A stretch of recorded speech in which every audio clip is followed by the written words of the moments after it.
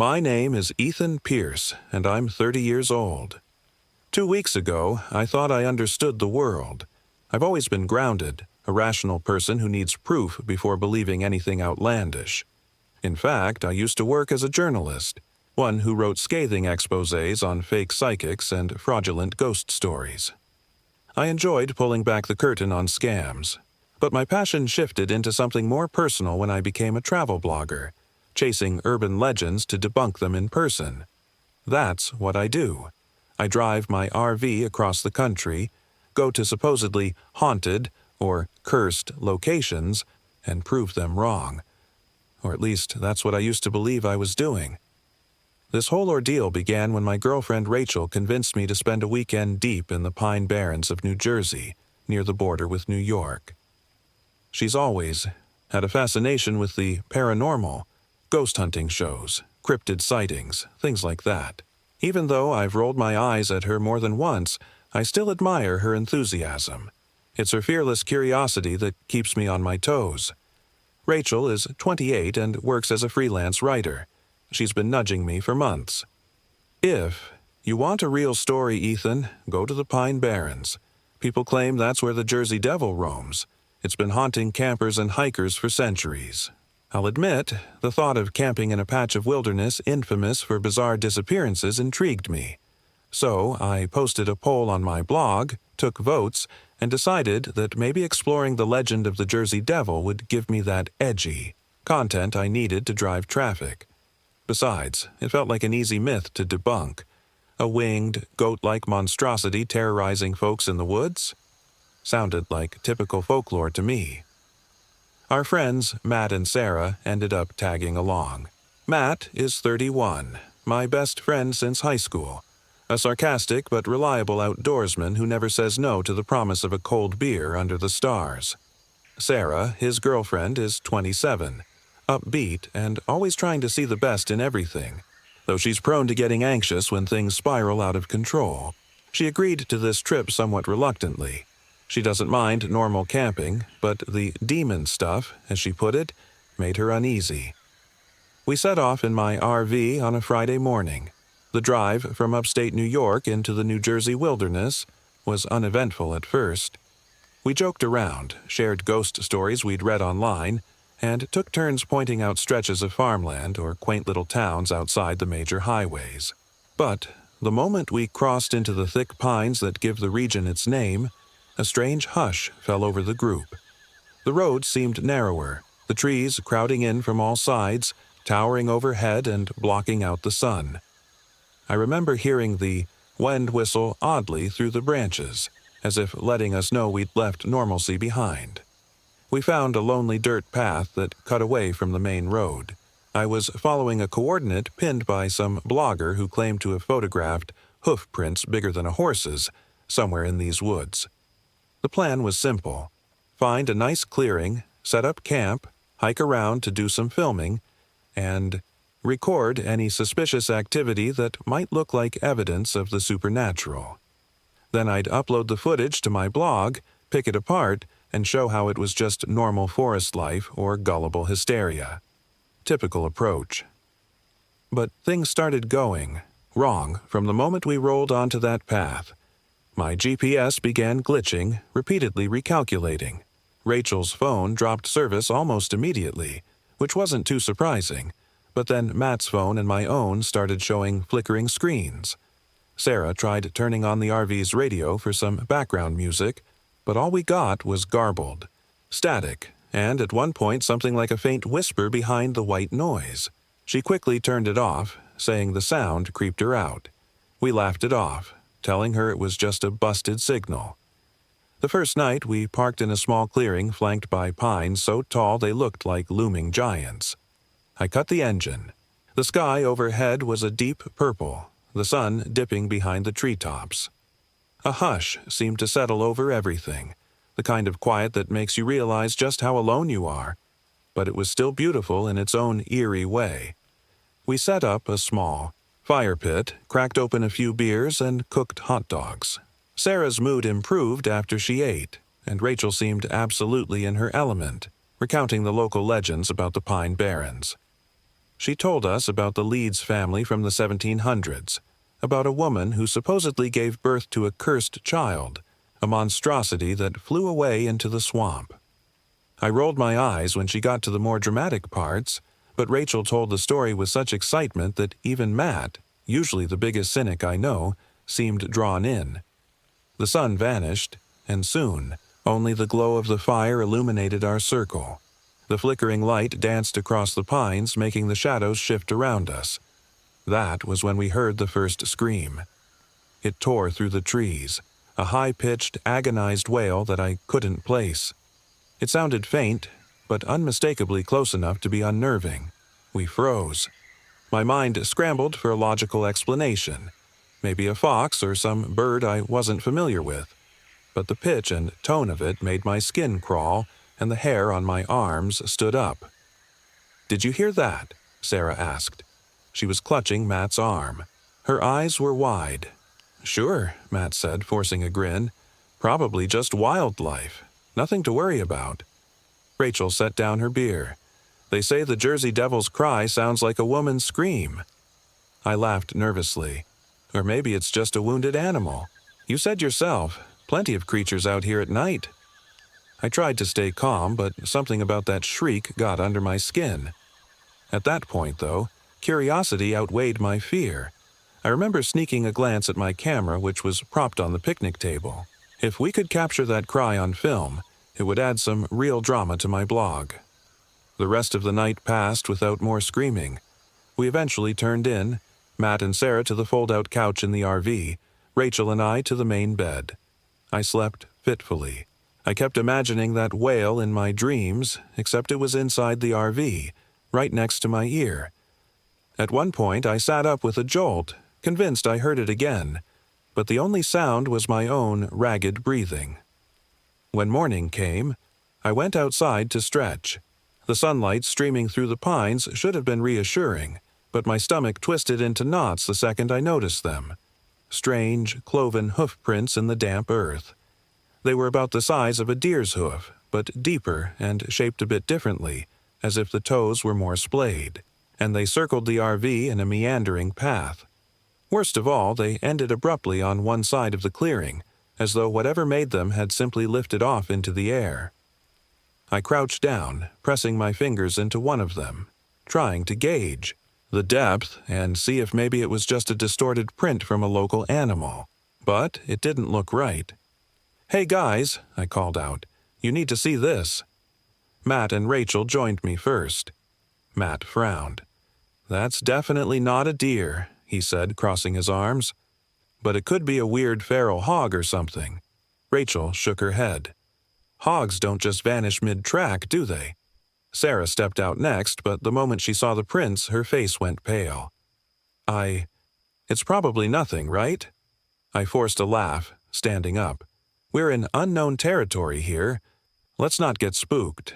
There could be any number of explanations. Large prints sometimes warp in the mud, or maybe some local kids are pulling a prank."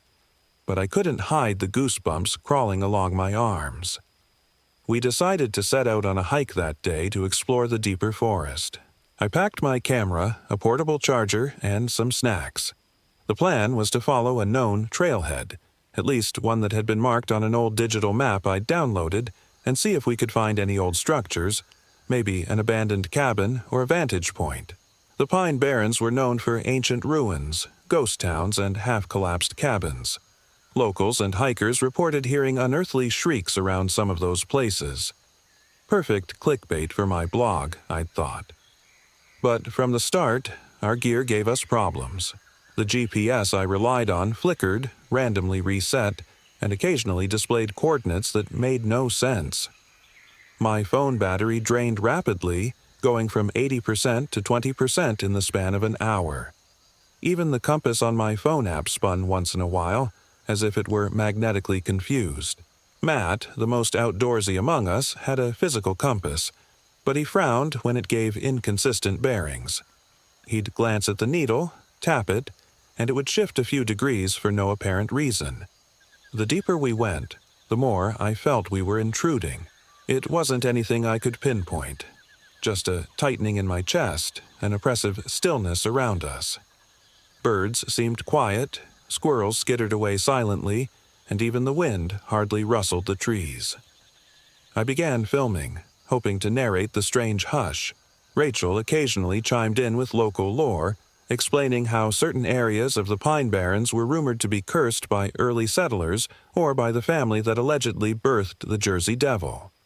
I kept looking for footprints or broken branches that might hint at large wildlife, but mostly I found nothing except more twisted hoofprints now and then, leading deeper into the forest.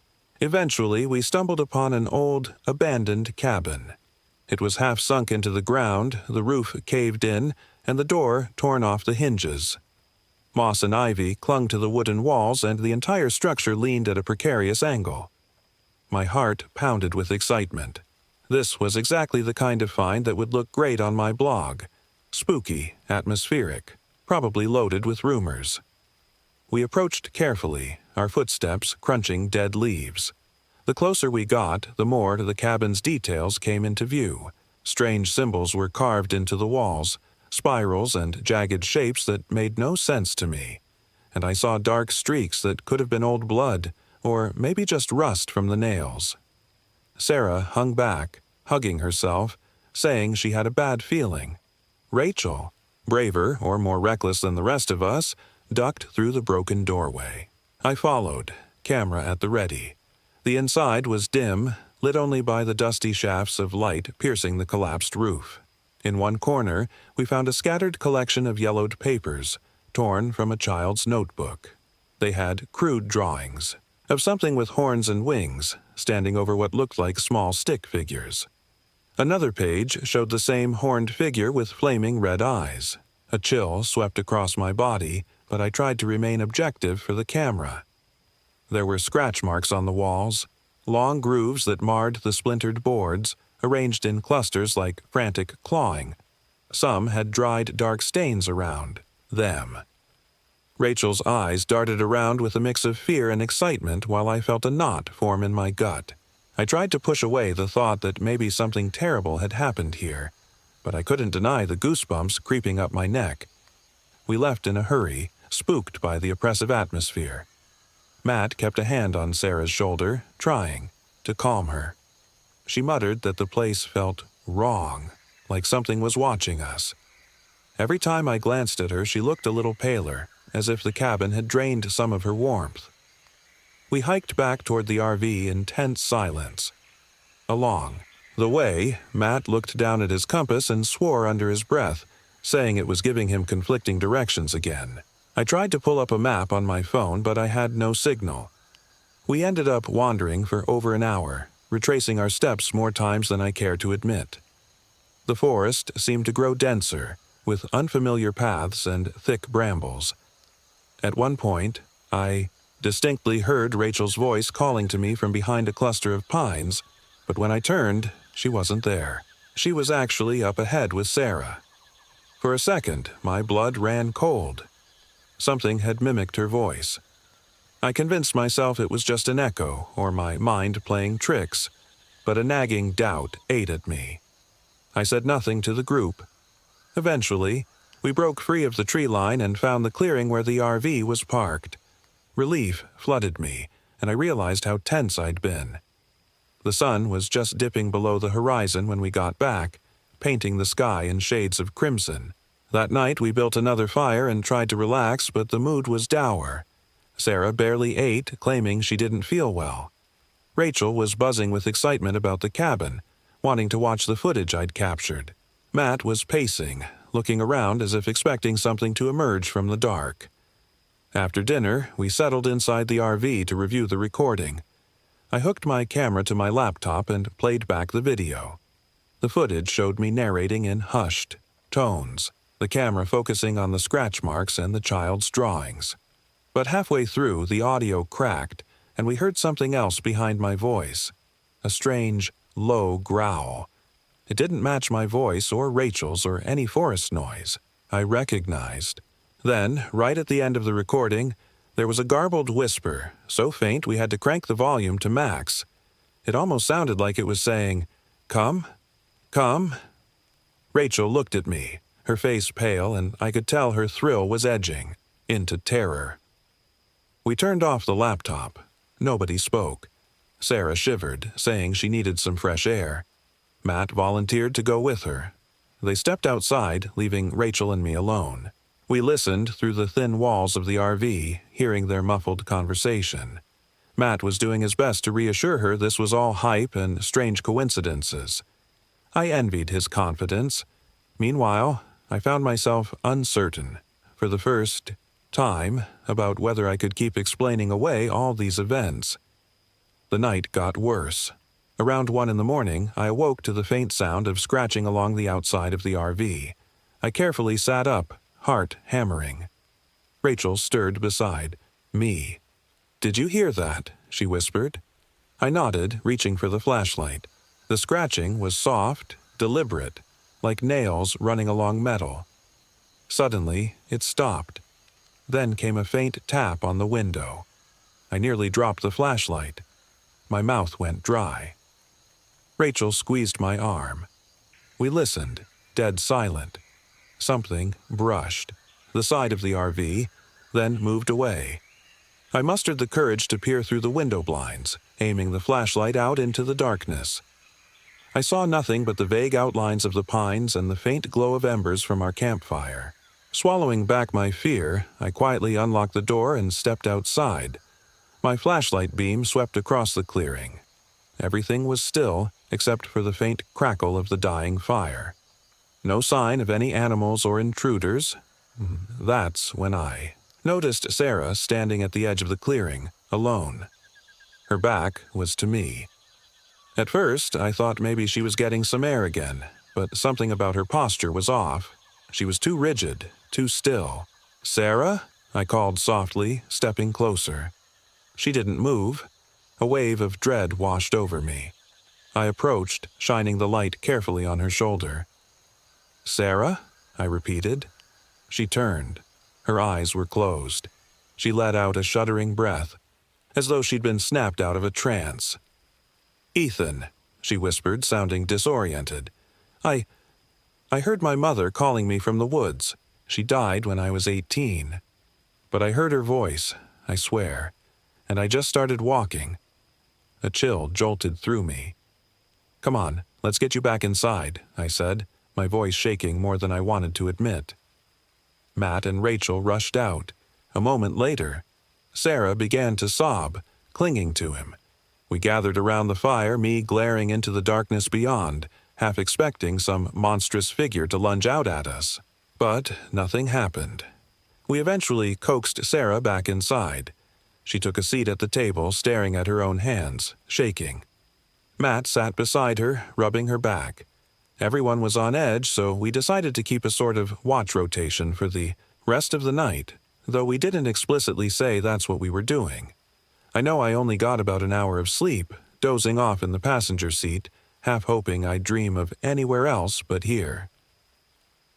The next morning, we discovered something new and far more disturbing on the outside of the RV. Long, deep scratches, as if massive claws had raked across the metal. They stretched from one window almost to the roof, jagged lines that peeled paint and left the underlying metal exposed. My stomach twisted. I'd never seen an animal do that kind of damage, not even a bear. And the prints we found on the ground, those same cloven tracks, had multiplied, marking a circle around our campsite.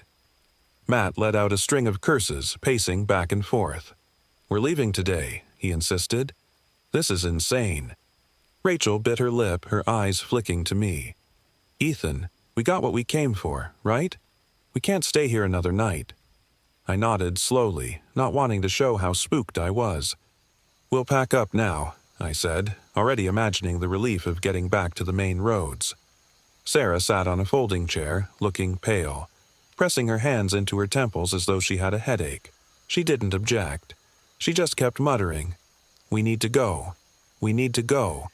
So we rushed into action, gathering our camping gear and disposing of leftover food. I started the RV's engine, exhaling a sigh of relief when it hummed to life. Rachel closed the side door, Matt locked everything up, and we all strapped in. I shifted into drive and pressed the gas, heading back along the dirt path that had brought us here.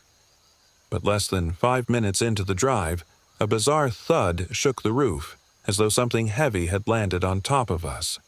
Sarah shrieked. Matt cursed, and I nearly jerked the wheel. "What the hell?" I shouted, my heart slamming in my chest. We could hear scraping above us. Scritch, scratch, scritch. It wasn't the sound of branches. It was more like claws raking over metal. Without warning, a shadow passed by one of the skylights. I caught a glimpse of something large and dark, with a glint of what might have been a horn or antler. Then it was gone, leaping off with a force that rocked the entire vehicle. "Drive!" Rachel screamed, eyes wide in terror. I slammed my foot on the gas. The RV lurched forward, bouncing along the rough dirt path. In the mirror, I could see Matt, gripping Sarah's hand. Her face was contorted, eyes clenched shut. She looked like she was in pain. She gasped, pressing her hand to her forearm, and I saw the color drain from Matt's face. "What is that?" he shouted, pointing to her arm. Angry red marks had appeared, shaped almost like hoof prints. They looked like burns or bruises forming right before our eyes. Sarah groaned, tears streaming down her cheeks as if an invisible brand were being pressed into her skin.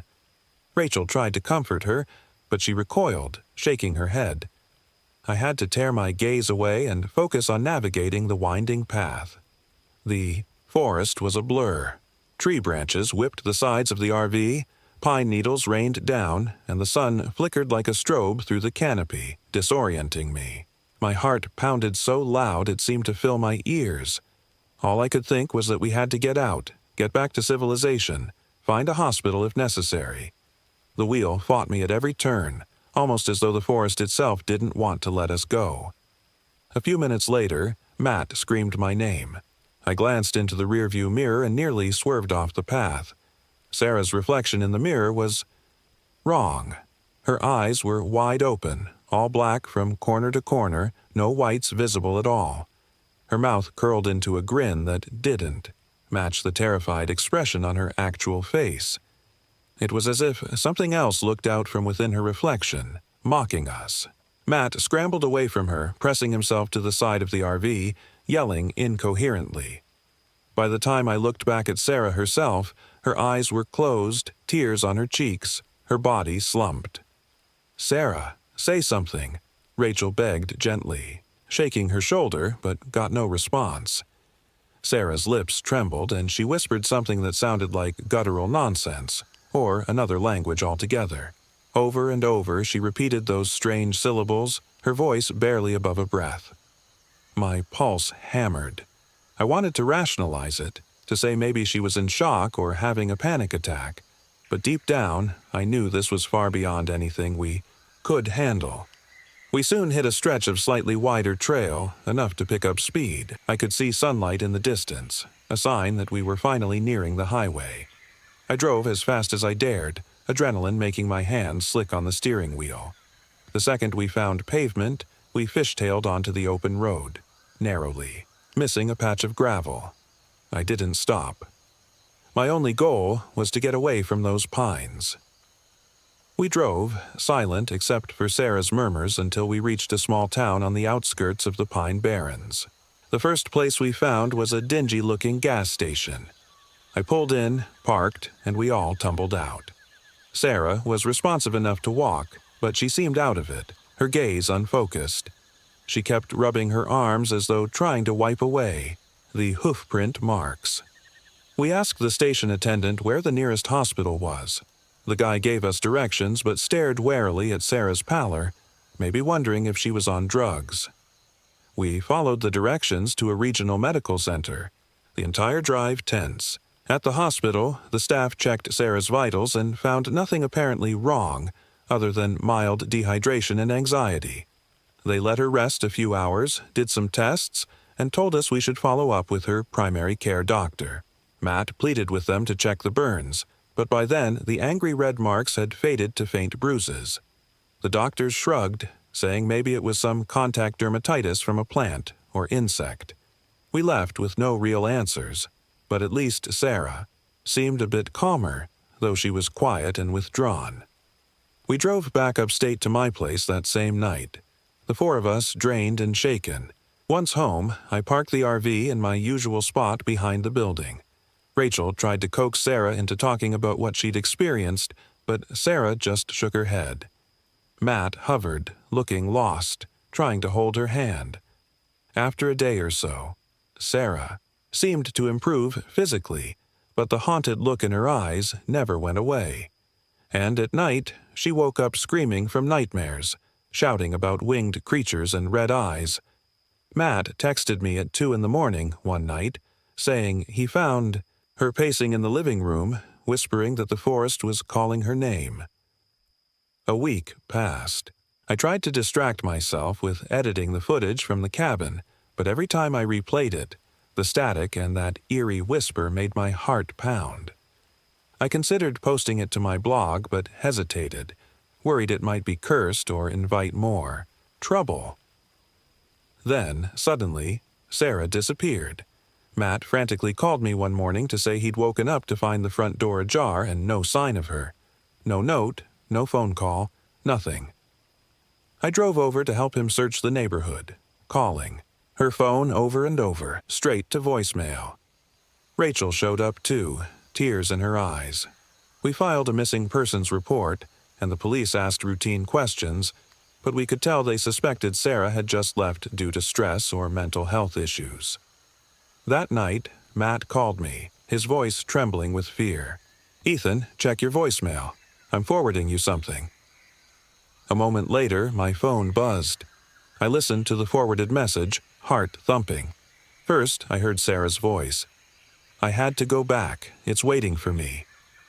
She sounded distant, almost calm. Then there was a distorted noise like a raspy breath or a growl. And a second voice spoke just a few words, slow and inhuman. "You should come, too." The line went dead. I felt nauseous. I called Matt back, both of us in shock. We played the voicemail again and again, analyzing every syllable of that monstrous second voice. It was as if the forest itself was speaking through Sarah. The police couldn't trace it, couldn't find the phone's location. We tried calling her, but it just rang into oblivion.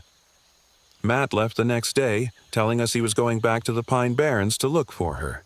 Rachel and I begged him to wait, to coordinate with authorities, but he was determined. He said Sarah was out there, alive or possessed or something, and he had to bring her home. I offered to go with him, but he insisted on going alone, leaving me torn between guilt and dread. Rachel and I waited anxiously for news, hoping Matt would find Sarah in some campsite or old cabin, half expecting an update that they'd returned or that it was all a hoax. But we never heard back. Days turned into a week. Neither Matt nor Sarah answered calls. Finally, the authorities found my RV, apparently Matt had borrowed it, abandoned at the edge of the Pine Barrens. No sign of either of them except for a single note scrawled on a torn piece of paper pinned to the driver's seat. All it said was, "Don't follow."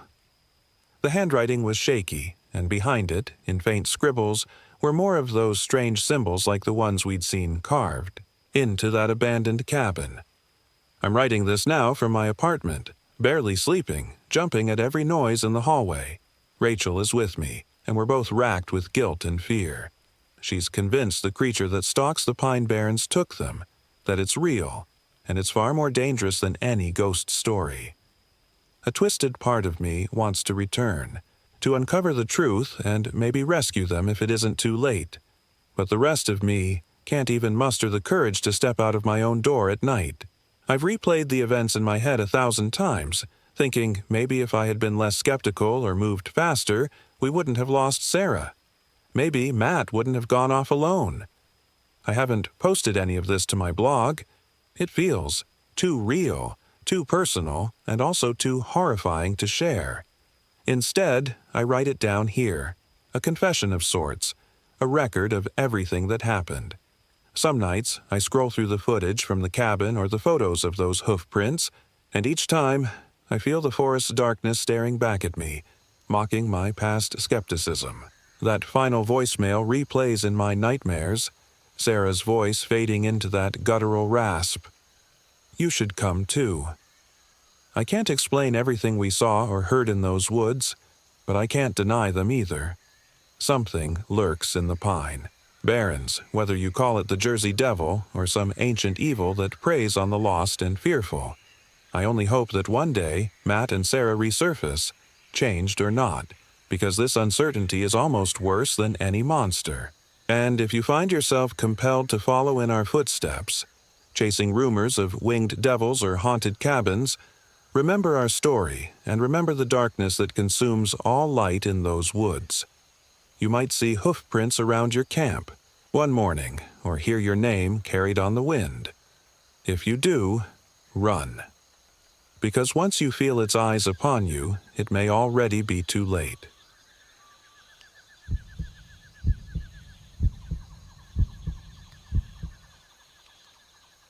My name is Avery Bennett, and I'm 31 years old.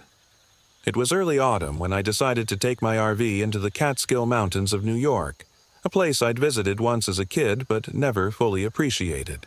I'm a radio host on sabbatical, and I needed a change of scenery to inspire a new podcast segment I've been planning, something focused on local legends and folklore. You'd think after years of broadcasting sensational stories, I'd be skeptical about ghosts and spirits. But there's a part of me that wants to believe there's truth hidden in the whispers, that somewhere in the gloom of old hills and forgotten towns, an authentic story waits to be told. That's why I headed to a campground near North-South Lake, hoping to capture fresh material for my microphone and, if I was lucky, recapture some of the wide-eyed curiosity I used to have. I arrived on a crisp afternoon. The sky was a vibrant blue, but the air was cold enough to make my breath cloud before me. The trees lining the campground had already begun shifting into their fall colors, bright patches of orange and gold. As soon as I pulled into a secluded loop, I felt a hush that had nothing to do with solitude. It was more like the land was waiting, watching. I shrugged off the uneasy feeling, chalking it up to a mix of exhaustion and excitement. After all, I'd driven several hours to get here, and my mind was probably just hungry for a story. The site itself was gorgeous. Towering pines and broad oaks provided a thick canopy, allowing only occasional dappled sunlight to hit the pine needle floor. I parked, stretched, and took a deep breath of the fresh, wood-scented air. I was setting up my RV when I heard footsteps on gravel behind me. Turning, I saw a man in a park ranger uniform, stocky in his 50s, with a weathered face and piercing gray eyes. He tipped his hat curtly when I greeted him. His name was Walter Hughes, and he'd been patrolling these parts for decades. He asked the usual questions: how long I planned to stay, did I have any backcountry experience, and was I aware that evenings here could get unpredictably cold. I assured him I was prepared, and he gave a small nod. But as he handed me a folded map of the area, his gaze lingered on my microphone stand poking out from under my duffel bag. He frowned slightly. "You a journalist?" he asked, and I explained that I was a radio host on break, looking into local folklore. He pressed his lips together before muttering, "It's an old region here, lots of stories. Don't go looking for trouble." Then he warned me to stick to the marked trails after dark. The way he said it made my skin prickle, as if he knew more than he was telling. Before I could ask him to elaborate, he nodded politely and walked off. The whole encounter lasted maybe 5 minutes, but it left me uneasy in a way I couldn't quite explain. Part of me was already intrigued. What did he think I might find? Once the ranger left, I busied myself with making the RV comfortable. I had a few creature comforts, a small electric kettle, a portable heater, and, of course, my recording gear. When you're used to studio-quality sound, it's hard to settle for scratchy, tinny audio, so I travel with a decent microphone, a field, recorder, and noise-canceling headphones. I wanted to do a test run outdoors, so I set my mic on a small tripod outside the RV while I poured water for tea. You can learn a lot just by listening. The hush of the wind, the scuttling of small animals, the creaks of branches. nature can be surprisingly chatty if you pay attention. I didn't pick up much that afternoon, just the sound of leaves underfoot and a distant airplane rumble. After my tea, I drove into the nearest town, a quiet place with a single main street lined with old brick buildings. It had a coffee shop, a tiny grocery store, and, best of all, a modest public library. Inside, I found Caroline Ramirez, a local historian and librarian whose warmth contrasted with Ranger Hughes's taciturn demeanor. She was in her early 40s, short and cheerful, with glasses perched on her nose and a stack of books at her side. When I mentioned I was looking for local folklore, her eyes lit up. "You know about the children's disappearances, right?" she asked, pushing a tattered newspaper clipping across the table. The headline was from the 1890s, referencing several missing children in the Catskills region. She explained that in the late 19th century, an orphanage stood deep in the forested hills. It was poorly funded and poorly managed, run by people who considered the children more of a burden than a responsibility. Some local stories claim those children vanished one cold winter's day. No bodies were found, no explanations offered. Over time, legends formed about sightings of ghostly children in the woods. Locals took to calling them the Hollow Children, claiming they'd approach unsuspecting wanderers at night, silently begging for help. Caroline tapped the clipping. "Many say if you hear children giggling out here at night, you shouldn't follow, because they're not alive." Goosebumps prickled along my arms. It felt far-fetched, sure, but these old mountain legends often do. Still, the sincerity in Caroline's eyes caught me off guard. I asked if anyone had documented recent sightings, and she nodded, saying some campers had reported fleeting glimpses of pale children running between trees, or tiny footprints, circling tents in the morning. A handful even claimed to have recorded faint whispers on their devices, voices that seemed to respond to them. "It's probably just local lore," I said half-heartedly. Caroline raised an eyebrow, clearly unconvinced I was dismissing it. She knew, as all good storytellers do, that even if the phenomenon is unprovable, the emotional weight behind it is often real. She gave me directions to the old orphanage site, though she stressed it wasn't on a maintained trail. "If you go," she said, "be respectful. The land has seen tragedy. Don't poke the hornet's nest just for a good story." I assured her I'd be careful. Still, I left with my heart thudding, excitement and apprehension wrestling inside me.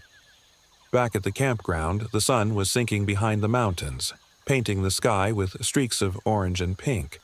The temperature dropped fast in these parts, so I fired up my small propane heater inside the RV and grilled a quick dinner on my portable stove. As I was cleaning up, I noticed another camper in the loop, a guy in his late 20s, setting up a small tent near a beat-up sedan. He looked restless, fiddling with a pile of gear while checking the sky as if worried about nightfall. I decided to say hello. His name was Milo Parker, and he'd been backpacking across various parks, chasing the last bit of warmth before winter. He noticed my mic stand inside the RV and asked if I was a musician. When I explained my radio background, he chuckled. "Oh, so you're one of those ghost hunter types?" I clarified that I was just exploring local folklore, not necessarily ghost hunting. His skepticism was obvious, but he seemed friendly enough. We shared some small talk, and he mentioned hearing weird voices the night before in another part of the Catskills, but he shrugged it off as his imagination. I invited him to sit by my fire for a bit, mostly for the company. He accepted, though he made sure to say he didn't spook easily. The night settled in, crisp and silent. Our campfire cast dancing shadows on the surrounding trees, and sparks flitted upward like tiny fireflies. We chatted about hiking, about the beauty of the region, about how far a person can push themselves traveling alone. I said I liked being alone in my RV, but Milo teased that sooner or later, one can get stir-crazy. It was a nice break from the tension I'd felt earlier. When the conversation lulled, I decided to test my microphone outdoors. I turned on my field recorder, listening through headphones for ambient noise. Usually, I'd catch the crackle of fire, distant rustling in the underbrush, maybe a coyote howl if I was lucky. But as the fire dimmed, something else prickled at the edges of my hearing, what sounded like children whispering. It was faint, impossible to make out words, but the pitch, the tone, clearly childlike. I whipped off my headphones and looked around, heart pounding. Milo raised an eyebrow, and I explained what I thought I'd heard. He shrugged, leaning in to get a look at my screen. Might just be the wind through the trees. Sometimes that can sound like voices. I wanted to believe him, but the uneasy feeling wouldn't leave me. My stomach flipped. I told myself it was the power of suggestion. Caroline's story about the vanished orphan still fresh in my mind. We soon called it a night, stamping out the fire and retreating to our respective sleeping quarters. Sleep didn't come easily.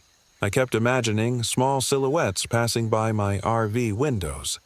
A few times I thought I heard giggling, but each time I peered out, I saw only the twisting shapes of trees in the dark. Eventually, I drifted off, exhaustion winning over. Morning arrived with bright sunshine that felt almost offensive after such a tense night. I crawled out of the RV, took a brisk walk to shake off the cold, and found Milo packing up his gear with a furrowed brow. He said he'd heard soft footsteps circling his tent in the early hours. When he unzipped the flap to check, the sounds vanished. Probably deer, he said, trying to sound casual, but the way he avoided my eyes told me he wasn't convinced. Despite his skepticism, something had gotten under his skin. I wanted to learn more about those children's sightings, so I returned to the local library that day. Caroline greeted me with a stack of old ledgers and records. They detailed an orphanage that once stood near a narrow creek. Overcrowded conditions, minimal oversight, and severe winter weather had led to illness and neglect. Many of the children died from disease, but an unsettling number simply disappeared without explanation. There were rumors of abuse, possibly even murder. One entry, scribbled in spidery handwriting, listed the names of a dozen missing children who were never found, all from a single winter. That's quite a legacy, I muttered, scanning the brittle pages. Caroline nodded, biting her lip. She then mentioned an old cemetery out in the woods, behind the remains of the orphanage. Some graves were unmarked. If the orphans wander anywhere, it's probably there, or so the story goes, she said softly. When I left, I wasn't sure if I was excited or horrified. Everything about this legend felt heavier, more personal, than the usual campfire spook stories. Still, I convinced myself that it was worth investigating, at least from a journalistic angle. I had enough leads now to attempt a short documentary-style piece. If I was lucky, I'd capture some eerie forest sounds, produce a ghostly story for my new segment, and move on. Easy enough in theory. Milo offered to join me when I mentioned I planned to hike toward the orphanage ruins. He said he was bored, wanting something interesting to do before moving on to another campsite. I was grateful for the company, especially since hiking off-trail can be risky. Ranger Hughes must have seen us leaving together because he caught up to us near the trailhead. He gave me a stern look. "Please stay within the park boundaries," he said. "I know what you're looking for, Miss Bennett. Sometimes these mountains remember what happened too well. Don't be another ghost story." It was an odd warning, delivered with a mix of concern and frustration. I promised we'd be careful, but he just shook his head and walked away. His words weighed on me as we set off. The trek through the woods started off pleasant. We followed an old half-faded footpath that led deeper into the forest, weaving through thick clusters of maple and pine. Rays of sunlight broke through the canopy, illuminating swirling dust motes. Birds twittered overhead, and occasionally we'd spot a squirrel darting up a trunk. Yet each step we took away from the main trail felt like stepping into a different realm, one where the hush grew more profound. After about an hour, the trees grew denser and the ground turned boggy in places. We found bits of broken wood and rusted nails, which Milo guessed could be from old cabins or outbuildings. Then we saw it, the charred remains of a stone foundation peeking through an overgrowth of weeds. As we approached, the shape of a large, rectangular structure emerged, a collapsed roof, blackened walls, half buried by decades of fallen leaves. My heart pounded. This had to be the orphanage. It was smaller than I expected, but the air around it felt colder, even though the sun still shone overhead. Milo exhaled slowly. "Creepy," he muttered, scanning the area. We stepped carefully over broken beams and scorched debris, mindful that the floor could cave in at any point. Despite the collapsed condition, I could imagine the layout. Rooms branching off a main corridor, perhaps a dining hall on one side, sleeping quarters on the other. In one corner, I spotted a rusted metal bed frame. Next to it lay a child's dusty shoe, no larger than my hand. That sight hit me hard, seeing something so small and personal in the midst of such decay. I turned on my recorder and spoke quietly, describing the orphanage, the local legend, and the emptiness that lingered. Milo's face was grim. He said he felt watched, but we both knew there were no living onlookers here. It was the kind of silence you find in graveyards. Then we both heard it, a faint sob echoing through the hollowed-out structure. I froze, microphone in hand. Milo held his breath. We followed the sound, stepping through a charred doorframe into what looked like the back of the building. The sobbing intensified, but it seemed to come from all around us, echoing in a space that no longer had walls. A wave of cold air brushed against my face. My recorder captured the plaintive cry of a child, but as I looked around, I saw no one. Then, as abruptly as it started, the crying stopped. My shoulders tensed. The silence that followed was so thick, it felt suffocating. Milo whispered, "This isn't right." He tugged at my sleeve, suggesting we leave. I nodded, trying to steady my breathing. But part of me still wanted to see if there was any physical sign of these spirits. That's when I noticed footprints leading out the far side of the orphanage, small and bare, pressed into the damp earth. I didn't dare speak.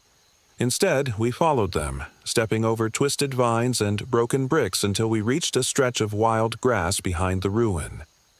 There, we saw a little cemetery, hidden beneath, mossy headstones and lopsided crosses. Some stones bore faint inscriptions, names worn away by time. Others were blank, nothing more than jagged rocks marking a grave. The ground felt spongy, and the air smelled of rotting leaves. Milo crouched by a headstone, wiping away debris, revealing a partial name. The rest was illegible. We could sense the weight of tragedy here. So many children, so little record of who they were. A sudden gust of wind made the trees groan, and I heard giggling behind me. I spun around, nearly dropping my recorder. Standing just at the tree line was a small figure, maybe 6 or 7 years old. Pale face, hollow eyes, wearing what looked like ragged, old-fashioned clothes. My heart lurched into my throat. Milo saw it too. I heard him suck in a breath.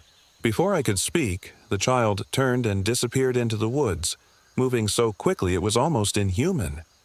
I stumbled forward, the journalist in me wanting to chase, but Milo grabbed my arm. "No way," he hissed, eyes wild. "We're not following that."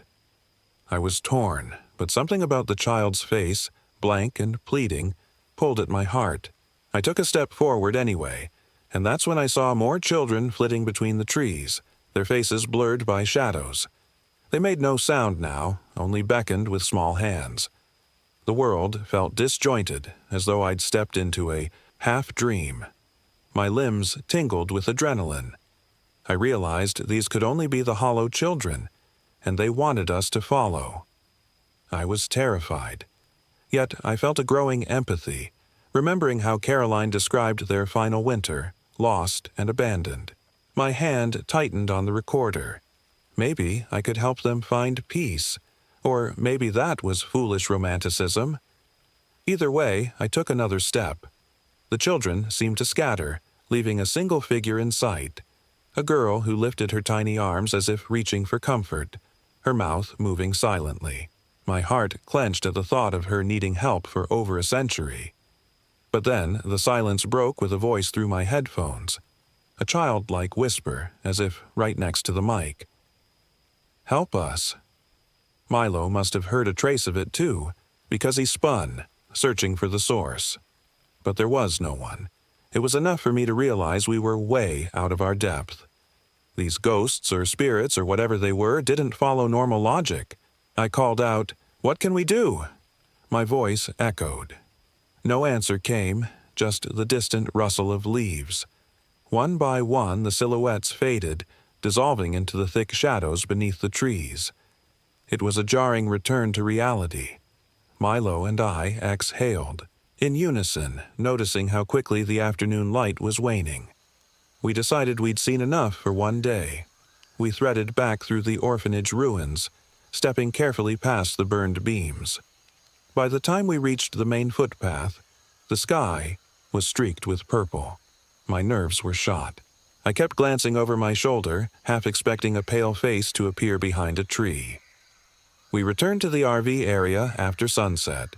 I thought I'd feel relief, but a gloom had settled over the campsite. Ranger Hughes was nowhere to be seen, so I had no one to debrief about what we'd encountered. I tried listening back to my recording that night. To my amazement, the crying and whispering were all there, faint but unmistakable. The sound of children calling out for help in the emptiness. It confirmed I wasn't imagining things. But hearing it again made my skin crawl because it felt like I was trespassing on a tragedy that hadn't ended. Milo came by, face grim. He told me he heard giggling near his tent again, followed by small handprints on the outside. When he unzipped the flap, he saw no one, but the prints remained. He showed me pictures on his phone, tiny, mud-streaked impressions that looked eerily human. "I can't stay here another night," he muttered, his bravado gone. I felt bad. He'd only come out of boredom, and now he was trapped in something beyond normal comprehension. I spent a restless night, half listening for more voices.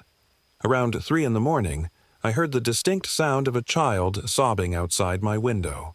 Heart hammering, I peeked out and saw a pale glow near the tree line like a flicker of movement. I debated going out, but the fear of being lured deeper into the woods kept me still. Eventually, the sobbing stopped and exhaustion won out.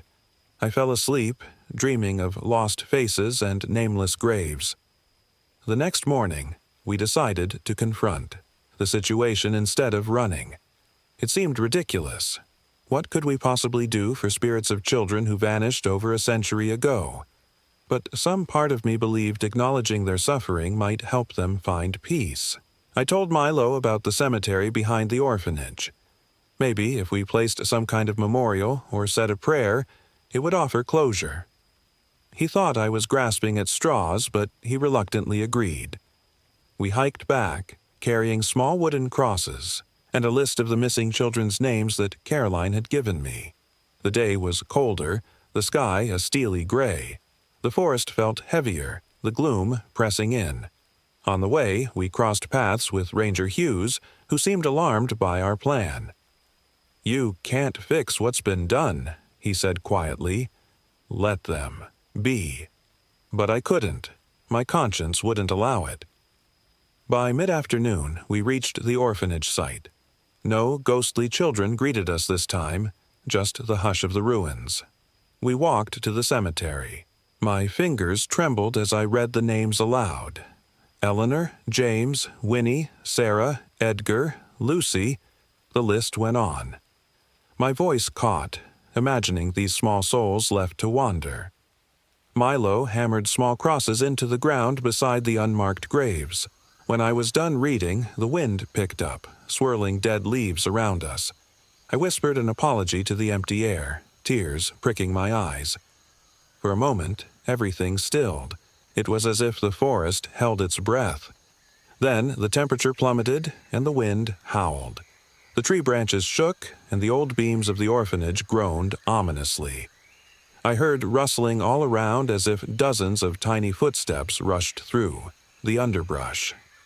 Milo grabbed my arm and I saw them, the hollow children, their faint forms blinking in and out among the trees, eyes wide and hollow. A rush of sorrow slammed into me, an emotion so intense it felt like my chest would burst. My microphone, hanging at my side, crackled with static, picking up frantic whispers in a language I couldn't decipher. I called out that we meant them no harm. The children edged closer, forming a loose circle. One child stepped forward, face hidden behind stringy hair, wearing a torn nightshirt. I could almost feel her gaze on me. Then, a burst of voices, high and plaintive, filled my ears. It was like they were all speaking at once. My recorder spiked into the red, nearly deafening. Milo backed away, but I stood there, tears streaming down my face, repeating that I was sorry for what happened to them. Gradually, the voices waned. The silhouettes flickered, some fading away, drifting back into the gloom. The oppressive sadness began to lift, as if a weight had been released. For the first time, I felt the sun's warmth through the clouds. A handful of children lingered, their faces calmer now, less tortured. One by one, they turned and dissolved into the swirling leaves. I was left trembling, stunned, not sure if any of this had truly happened. But at least some had found rest. I hoped. We left quietly, crossing the charred threshold and returning to the main trail. Neither of us spoke until we reached the clearing. Milo looked at me, eyes red. "I don't know what I just witnessed," he whispered. "I'm not sure I want to know." We heard a noise behind us and whirled around, but it was just Ranger, Hughes, keeping his distance. He didn't ask what we'd done, nor did he scold us again. He simply gave us a look that was both resigned and oddly grateful, then turned to walk away. We returned to the campground, exhausted. Milo said he'd be leaving at dawn. I couldn't blame him. Neither of us wanted to remain in a place that bore so many scars, literal and spiritual. We parted ways that evening with a solemn nod. When night fell, I half expected to hear more sobbing, more giggling, but aside from a distant rustling in the branches, there was only silence. Perhaps we'd given those restless souls a little solace. Or perhaps we'd only scratched the surface. The next day, I packed up my RV. My mind churned with what I'd record for my podcast. How could I put into words what happened? What I saw without sounding exploitative or deranged? Every time I replayed my audio, I heard the children's pleas, the surge of static, the keening wails. Part of me wanted to share it with the world, to prove that some legends hold a grain of truth, but another part of me felt protective, like broadcasting their voices would cheapen their suffering. In the end, I decided to leave. I drove away from the Catskills with a mix of relief and guilt. Despite the sense that we'd given them some closure, I couldn't shake the feeling that not all of them had crossed over. Sometimes in the hush of my RV when I stop for the night, I think I hear faint footsteps outside my door or soft giggles from somewhere in the distance. I remind myself it might just be my imagination, fueled by the memory of pale faces in dark woods. A week passed, then 2. I visited other towns and recorded other stories, but the experience in the Catskills lingered in my thoughts. Some nights I'd wake from dreams about that orphanage, the charred beams, and the little shoe left behind. I'd see that child beckoning to me, reaching out with empty eyes. I tried editing the audio for my new podcast series, only to find my heart racing every time I heard their pleas. Eventually, I closed my laptop, not sure if I'll ever truly be able to share it. Maybe some stories are meant to stay in the dark, especially if shedding light on them stirs more pain than peace. To this day, I don't have a neat, logical explanation for what I witnessed. Skeptics might say I hallucinated, fell for a local myth, or misheard nature's random sounds.